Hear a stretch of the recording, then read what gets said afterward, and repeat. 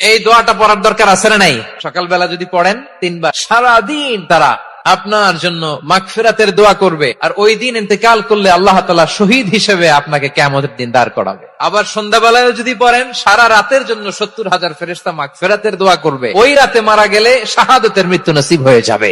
সকাল সন্ধ্যার যে জিকির, এই জিকিরের অন্তর্ভুক্ত করে নেবেন এই ওয়াজিফাটা। ওয়াল্লাহুল্লাযী লা ইলাহা ইল্লাহু আলিমুল গায়বি ওয়াশ শাহাদাতি হুয়ার রাহমানুর রহিম।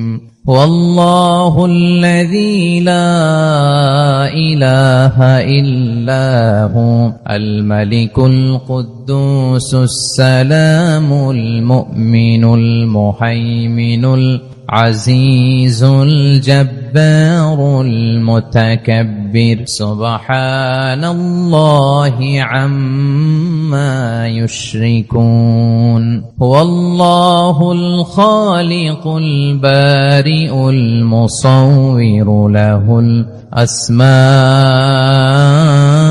الحسنى يسبح له ما في السماوات والأرض وهو العزيز الحكيم।